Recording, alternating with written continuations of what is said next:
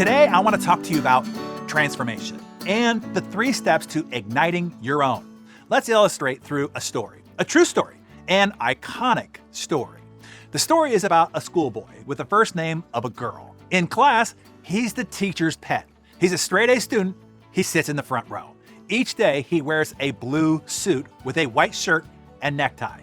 His quiet intelligence and poetic appearance make him the darling of the adults. But to his schoolmates, he's a laughingstock. He is shy and withdrawn, introspective, and subjected to countless phobias and spells of terror.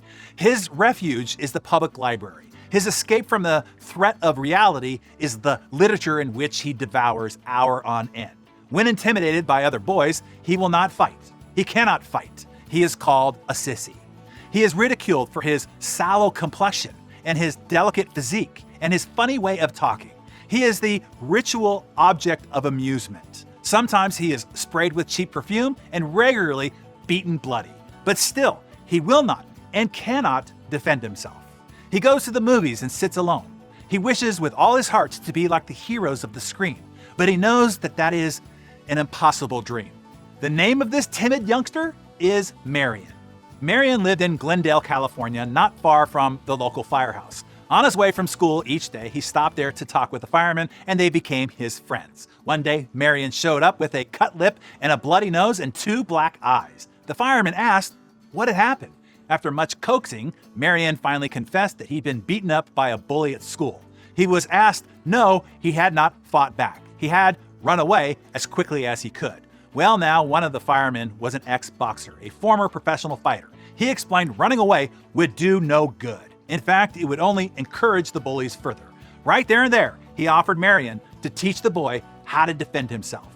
He said a few weeks of after-school training at the firehouse would do it. He promised that Marion would be as skilled with his fists as any schoolyard bully. That was his promise, and it came with a warning. He said a first name like Marion is just asking for trouble.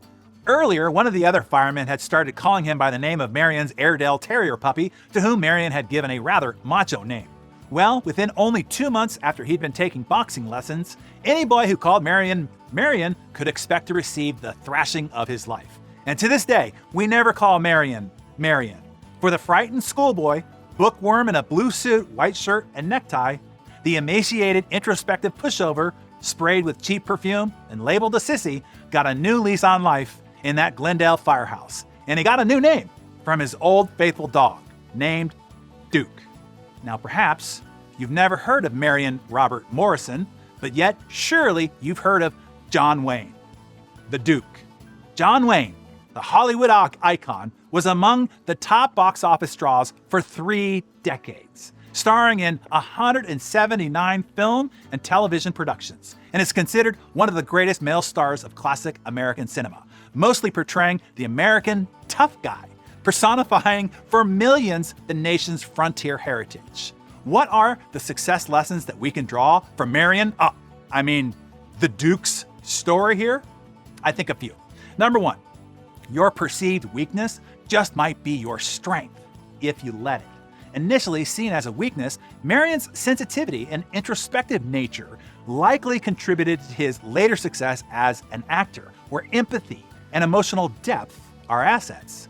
His story exemplifies how a perceived weakness can be turned into a strength if you lean into them. What might be your perceived weaknesses, and how might they actually be a strength if applied correctly? Think about it. Number 2, identity reinvention. Marion's change of name to Duke signified a profound reinvention of his entire identity. It shows that sometimes to overcome the labels and limitations imposed by yourself or others, a redefinition of self might be necessary. This doesn't just apply to a name, but to any aspect of one's identity, any limitation in which you see yourself, and desire on how you wish to be seen.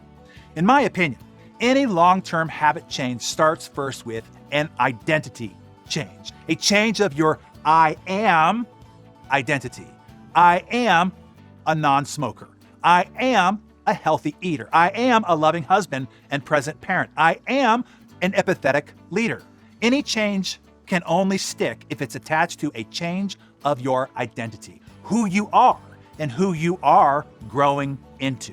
Change your identity, and that will change your choices, followed through by behaviors repeated enough to become habits, and your habits change the course of your life. And then number 3, the impact of mentors. The role of the fireman, especially the ex-boxer, highlights the significance of impact that mentors can make.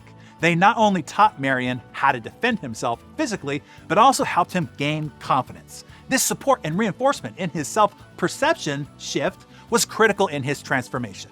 So, make some notes in your Darren Daily Journal. Which of these 3 do you need to look deeper into? 1, where your weakness might be applied as a strength. Number 2, turning your goals and ambitions into I am identity statements. Or 3, going deeper on the support and confidence boosters that mentors can make. Share your thoughts on that in the comments below. And do somebody else a favor. Share this Darren Daily and the iconic story of how the Duke came to be as encouragement for their own transformation and ascension.